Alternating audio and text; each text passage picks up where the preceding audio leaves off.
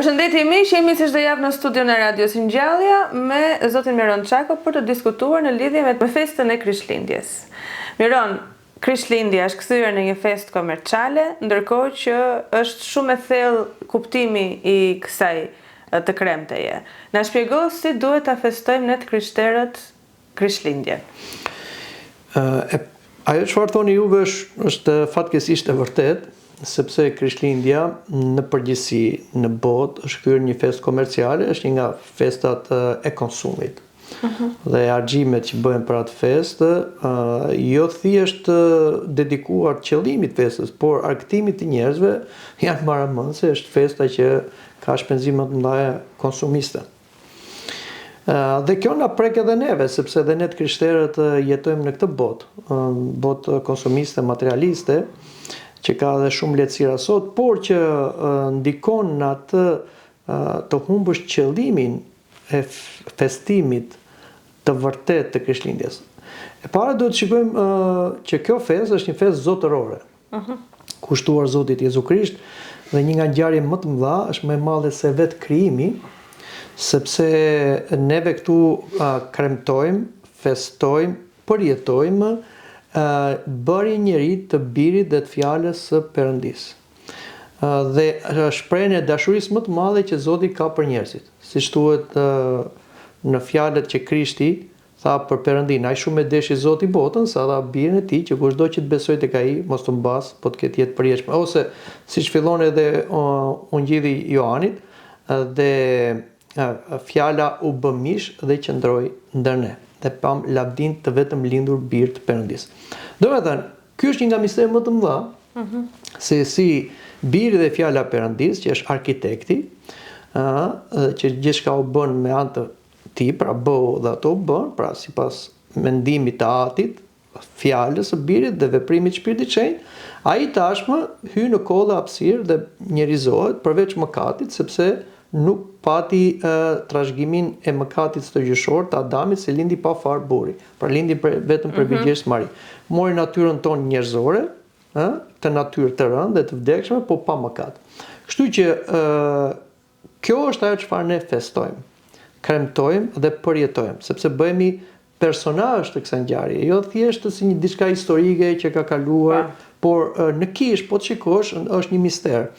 Në shërbesat kishtare, ne dalim nga koha dhe hapësira dhe hyjmë brenda kohës së Zotit, që është gjendja pa kohë.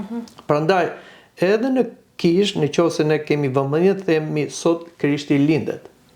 Por nuk është se lindi sot historikisht, por ama aty lind vërtet, sepse nuk ka më kohë, dhe tani ngjarja përsëritet. Prandaj ne jemi si them pjesëmarrës të kësaj ngjarje, siç ishin edhe barin, siç ishin magët, siç ishte Josifi e gjithë.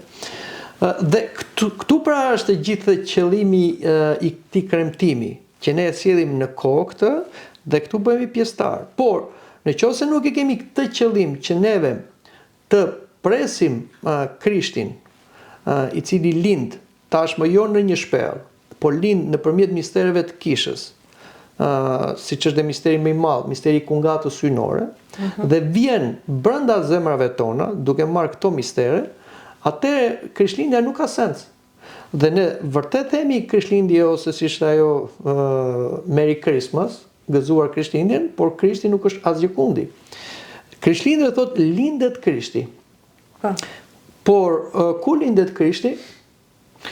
Fatkeqësisht shikojmë që Krishti nuk lindet asgjëkundi sot, sepse njerëzit janë shumë të dhënë mbas komercit, mbas argëtimit, mbas dhuratave me njëri tjetrin, dhe nuk mendojnë t'i bëjnë vend Krishtit as në zemrat e tyre, as në shtëpitë e tyre, as në marrëdhëniet e tyre, dhe është një Krishtlindje pa Krishtin. Dhe çfarë ndodh? Paradoksi i Krishtlindjeve është ky, që e përjetojnë ata që festojnë Krishtlindje pa Krishtin. Përgatiten për shumë kohë, dhe si shikojmë ne, ka filluar përgatitje në për biznese, ka filluar një lloj arredimi e tjera, fillojnë të bëjnë reklamat e gjitha, dhe njerëzit harxojnë shumë, siç thash, që është një nga festat më konsumiste, por në fund të ditës, në fund të datës 25, njerëzit në shumicën e rasteve janë të mërzitur janë të lodhur, janë të dëshpëruar dhe thonë ja gjithë të që përmë çfarë, pse bëm? Sepse Krishti nuk është në zemrat e tyre. Dhe kështu që ata mbeten përsëri në boshlik. Okej. Tani unë do bëj pyetje nga publiku, Miron, ti e di. Tani pema e Krishtlindjes zë një vend dhe kohë shumë përveç pjesës shpenzimeve që bëhen për zbukurimet edhe gjithashtu na zë dhe kohën edhe bashkon familjen duke zbukuruar pemën e gjëra të tilla. Bëjmë mirë ne që e bëjmë këtë pemën, a ka lidhje kjo me besimin apo thjesht është një zbukurim më shumë në familjet tona?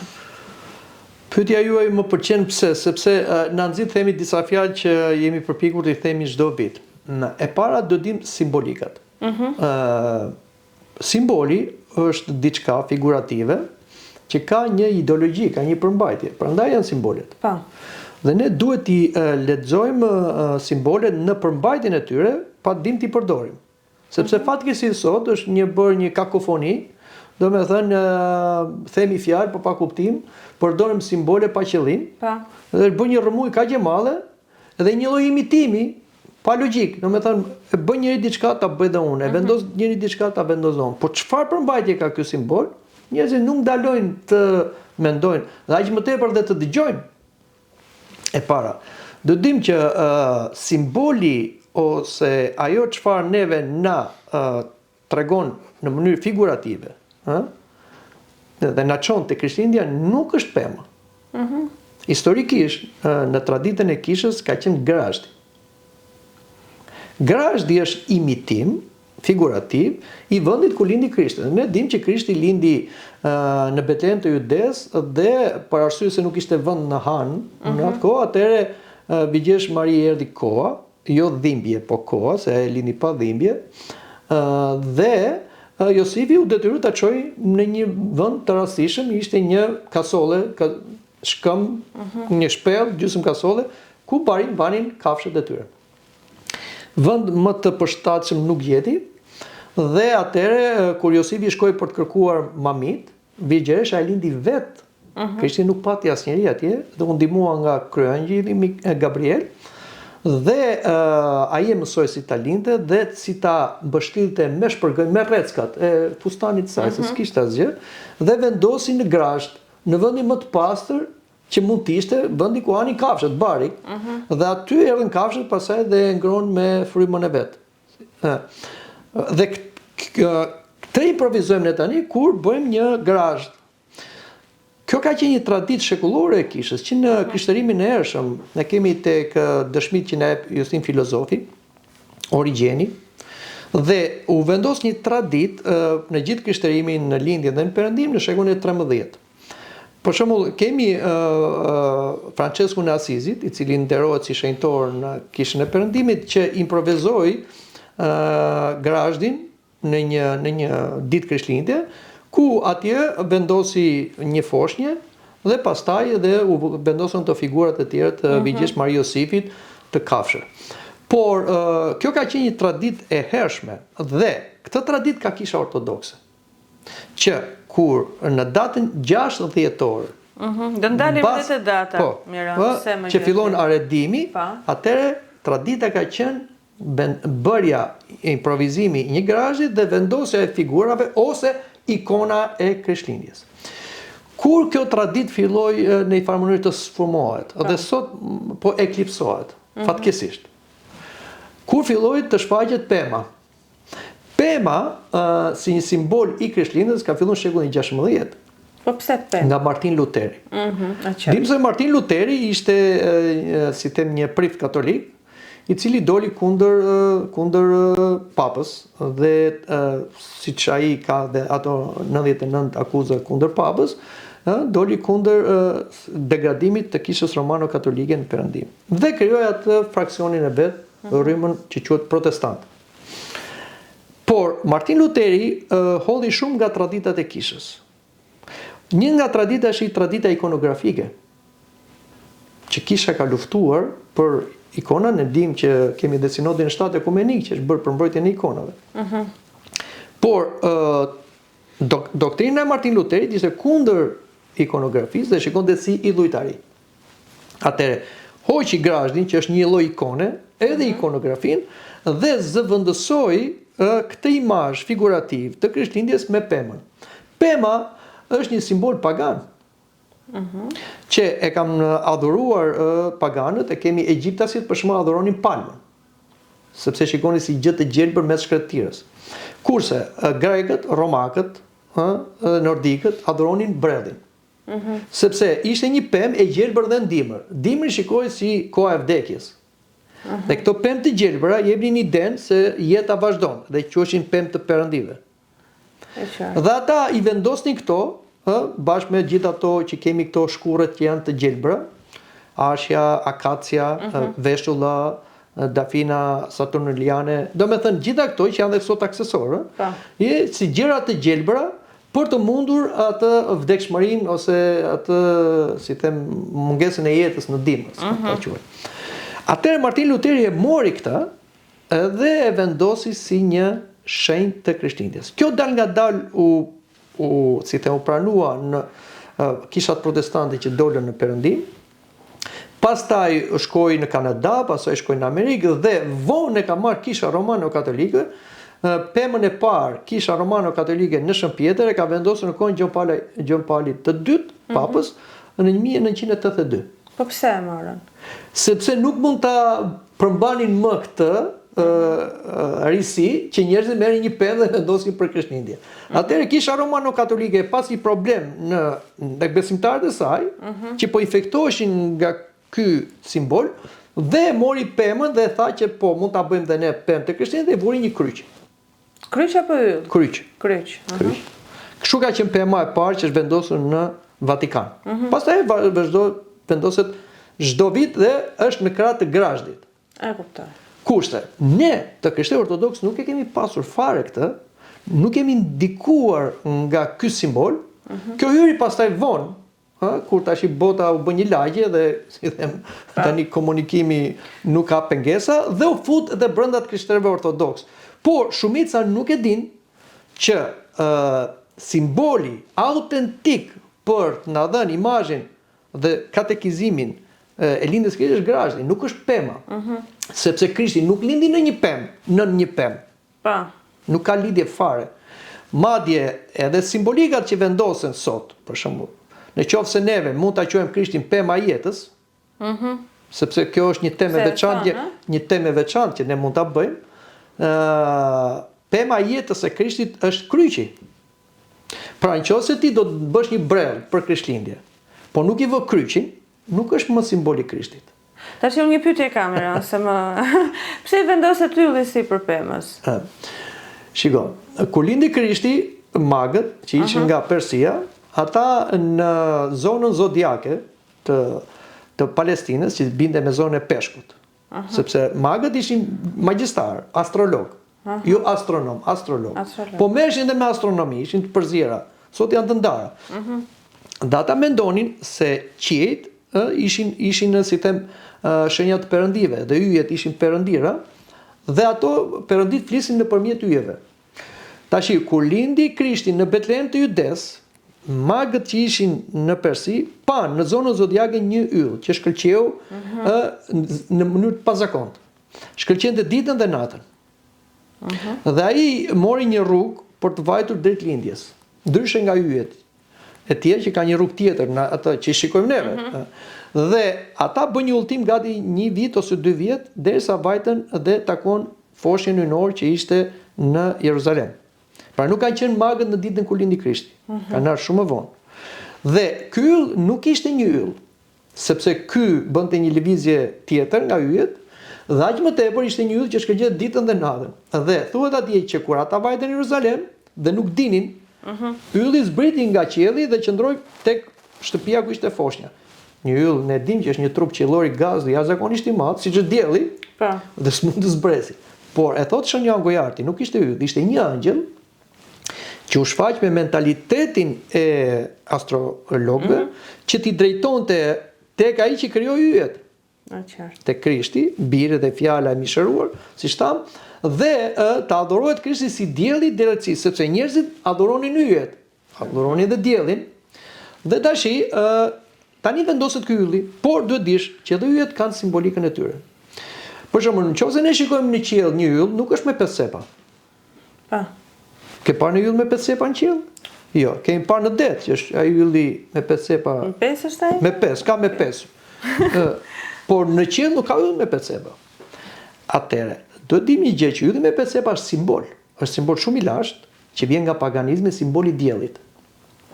Por është simboli edhe i feve okulte, te hinduistët e shikonin diellin si simboli i perëndisë Shiva, por është simbol antikrisht, sepse satanistët e kanë simbolin e tyre, kur ylli është me ato, si them, brirët lart, është simboli i Bafometit, kur është me poshtë është simboli i çrregullimit. Ylli i kuq është simboli i luftës, i shkatrimit. Ky është simbol që kishte komunizmi. Qose di u e mbani mend. Jo më kot vije i ylli. Tashti i merret ky yll dhe vihet mbi këtë pemë. Tashti më thuaj ti mua si një njeri për shembull që do të mësosh nga simbolet.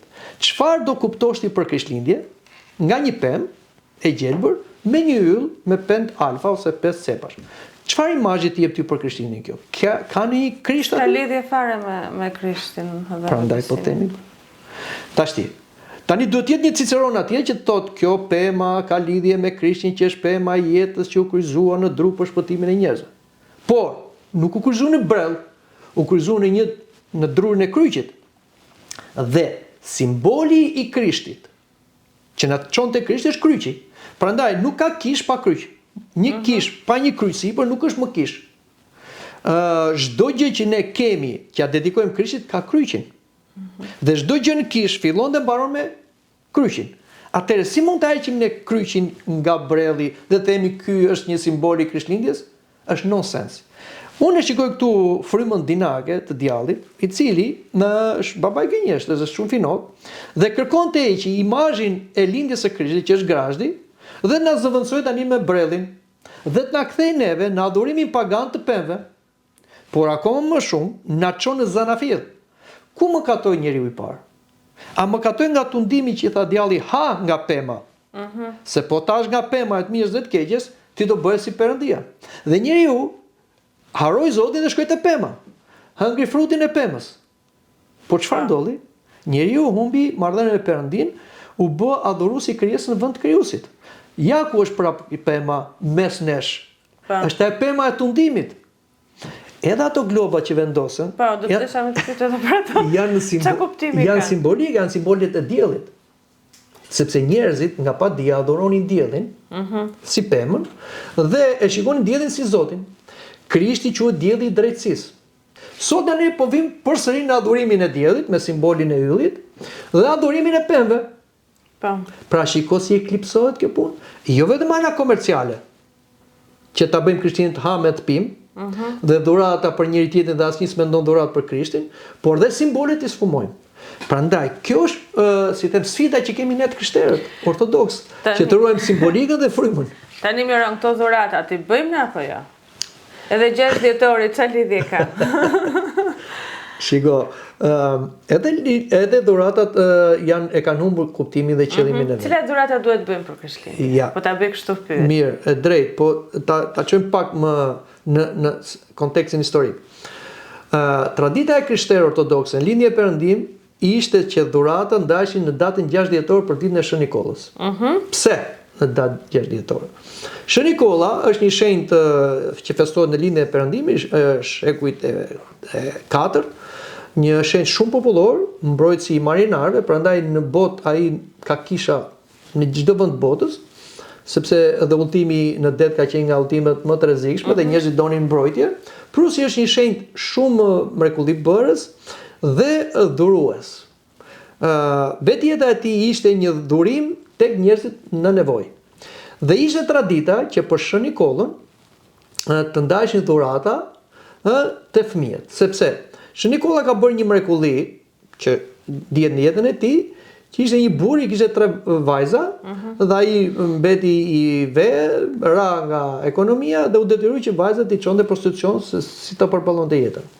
Shën Nikolla e mori veshtë, edhe mori, si them, mori disa flori, që a ishte i pasur, i futi një çorape dhe hodhi në avlinë e ati. Dhe i tha, kjo është prika për vajzën e parë. E hoqit parë, pasaj mbas se hodhi çorapen e dytë, po me këto florit, i tha, kjo është për të dytën dhe të tretën, kjo është për çorapen e tretë. Mos është ajo çorapja që e kemi si. Po dhe çorape nga jo ka bërë Shën Nikolla. Dhe kjo ka qenë tradita që në këto çorapet, sepse kujtoja çfarë bënte Shën Nikolla, linin dhurata për fëmijët. Tani më ardhen në Martin Luterit, që bëri këtë gjithë ndarje nga Kisha Romane Katolike, po jo thjesht nga gabimet e papët dhe degradim, por prishi dhe traditën, e hoqi këtë traditë të ndarjes së dhuratave për Shën Nikollën dhe futi për Krishtlindje. Sepse sipas doktrinës protestante, shenjtorët nuk janë ata që dhurojnë. Dhurat është vetëm Krishti. Por ne i pranojmë shenjtorët jo të ndarë nga Krishti, po të bashkuar në Krishtin, ose Krishti përsëritur në kohë. Dhe atëherë ai vuri dhuratat për 25 dhjetor. Por pavarësisht se duket më korrekte që në 25 dhjetor ne të ndajmë dhurata, këto e humbin atë vëmendjen bravo nga Krishtlindja dhe fokusohemi te dhuratat. Dhe nuk mendojmë se kemi Krishtlindje që e ka Krishti ditëlindjen dhe dhuratat meriton ai që ka ditëlindjen.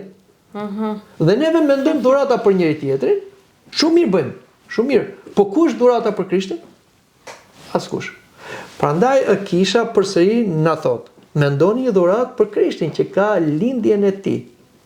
Dhe Krishti nuk do as lodra, as para, as rroba, as banetone që janë ato, as ushqime. Krishti do besim, do pendim, do bindje, do përkushtim, do dashuri ndaj atij dhe ndaj të afërmit.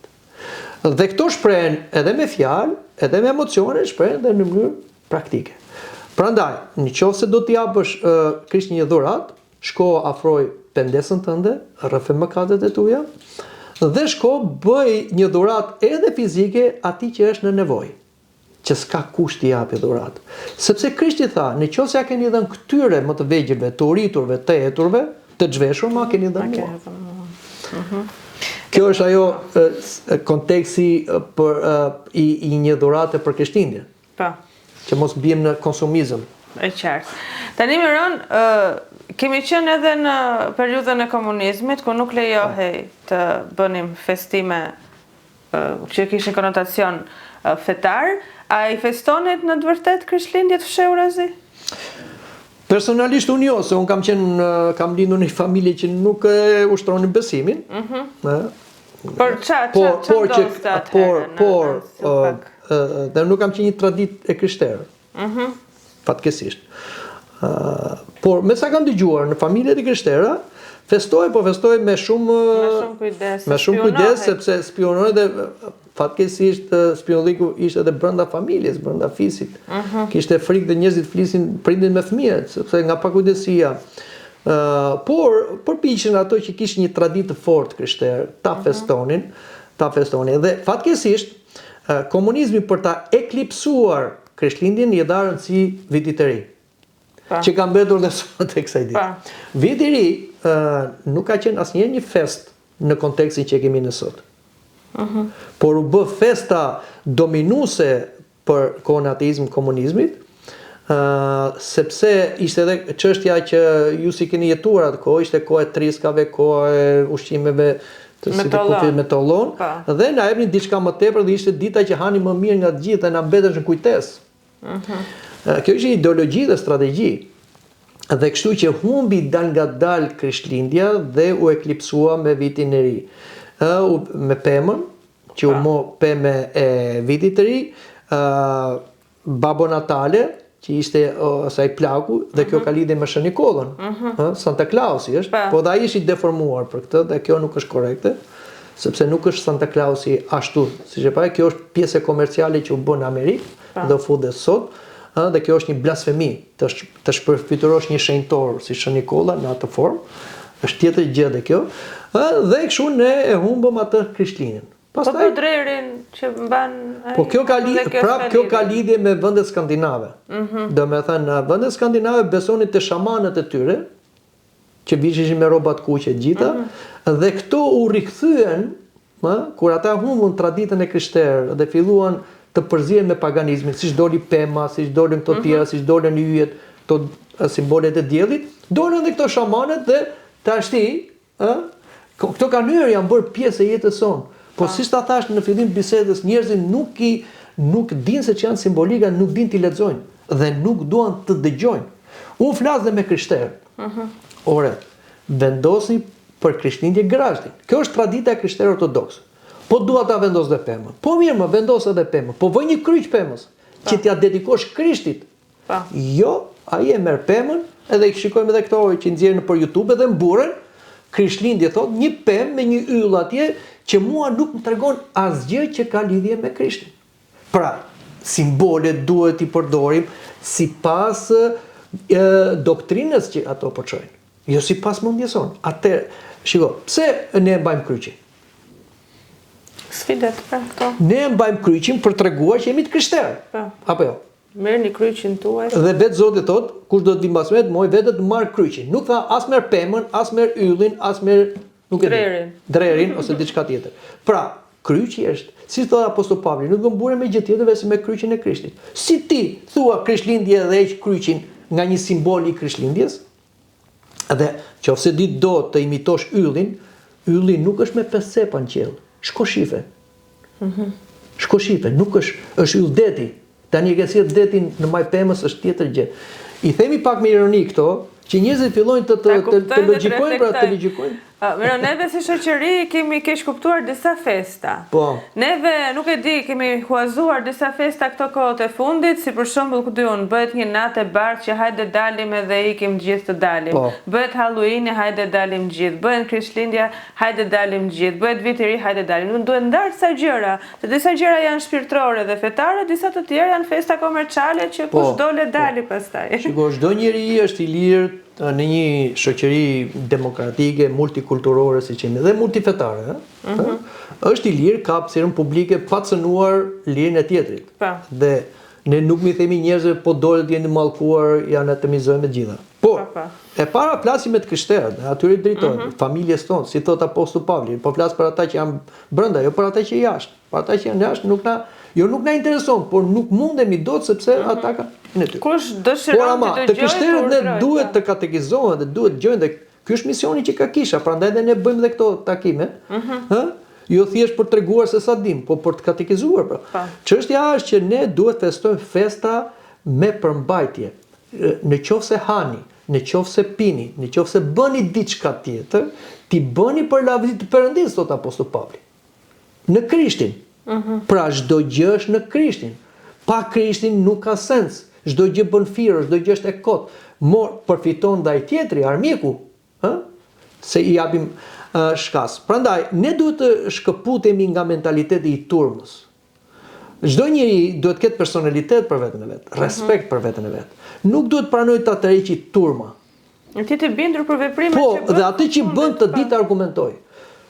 Sidomos dhe të fëmijët, se këta marrin dhe fëmijët tash, i nxjerrin dhe as sqarojnë dhe fëmijët i mbetet se e bën për një ta bëhet unë, po pa sens. Për shembull, dhe për Vit të Ri, krishterët nuk festonin Vit të Ri. Viti i Ri nuk është fest më fatësirë, se Viti i Ri është çështje kalendarike. Dhe ne kemi shumë kalendar në botë që ka Vit të Ri të ndryshëm, në datat Vit i Ri kinez, Vit i Ri arab, Vit i Ri evropian. Midis evropianëve kemi vite të ndryshme të ri, se kemi kalendare ndryshme. Tani ç'është ky Vit i Ri? Nga erdhi? Kjo ka mbetur pasojë e ateizëm komunizmit, që thash të eklipsonte Krishtlindjen. Por për ne Viti i Ri është dita e parë e vitit kalendarik, sepse ditën e parë të vitit krishtar kemi 1 shtator. Por festojmë Shën Vasilin e Madh dhe festojmë dhe një festë zotërore rreth prerjen e Zotit. Kjo është pra, kështu festonin krishterët. Dhe nuk festonin ndrimin e natës, por përgatiteshin për shkuar në vigjilje të rreth prerjes së Zotit dhe Shën Vasilit dhe bënin drekën e Shën Vasilit, që është dhe ajo tradita e byrekut me lekë etj, që është një histori që ka ndodhur në kohën e Shën Vasilit. Pra çdo gjë ka kuptim. Në mbajmë mend këtë byreku me lekë dhe diskutojmë herën tjetër. Miron, shumë faleminderit. Kënaqësi. Ishte bisedë shumë e këndshme.